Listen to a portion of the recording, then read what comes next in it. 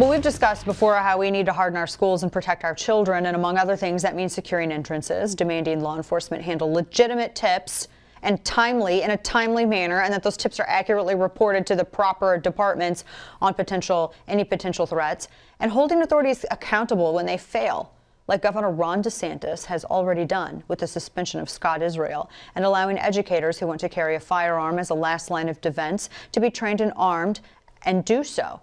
And as you heard when we discussed last week in Florida, you heard us talk with Grady Judd about how in Florida, teachers would actually get more training than police.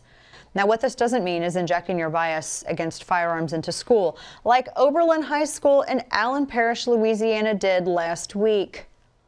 While taking a math test, one student noted that the square root symbol kind of looked like a gun.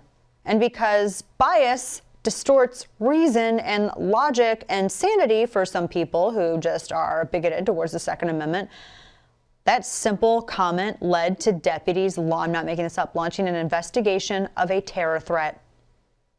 Terror threat. Because the kid said that a square root symbol looked like a gun.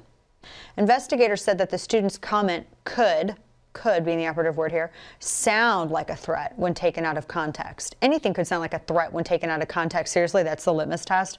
And detectives also searched the student's home. Nothing was found. No credible threat could be determined. And on its Facebook page, the sheriff's office released a statement that read, in part, quote, oh my gosh, the student used extremely poor judgment in making the comment, but in light of the actual circumstances, there was clearly no evidence to support criminal charges. The matter has since been turned over to the Allen Parish School Board for determination of disciplinary action. Are you serious? See, it wasn't the student who had poor judgment here. It was the adults who exhibited poor judgment and completely went off like Chicken Littles, screaming just because he simply said the square root symbol looked like a gun. Guess what it does? From involving, you know what else looks like a gun? The state of Florida, when I do my hand like this, the letter L. I mean, where all do you want to go with it? From involving authorities to authorities launching a terror investigation, that's good judgment. But the kid simply saying, you know what, this symbol looks like a gun, that's child abuse is what this is. You're abusing children and you're trying to brainwash them through fear mongering to even walk anywhere near discussing firearms. We're treating firearms like Voldemort's name in Harry Potter, that which should not be named. And the level of reaction that this child was subjected to is insane because of anti-gun bias.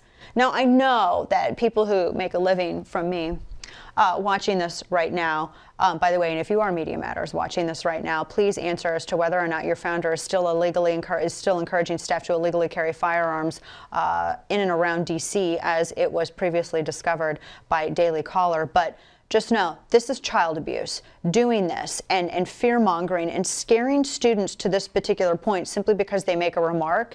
I mean, obviously, if we can't differentiate between threats and simple observations that have no basis in any sort of malice or any sort of threat, I question whether or not those individuals should be in charge of or around children at all whatsoever.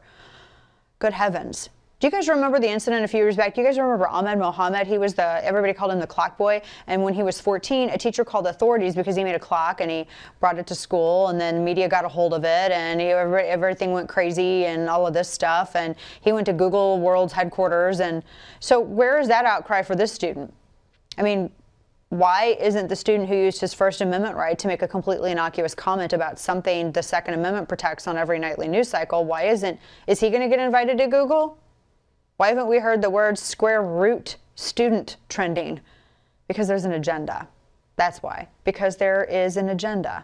There's an agenda here, and in every way it can be drummed into our kids' heads, it absolutely will be. This is another example of not just of a double standard, but I think it's another example of child abuse. Can you imagine what this student felt like when you have the police called in and their home is searched simply because he made an observation about a square root symbol? That's child abuse. Stop.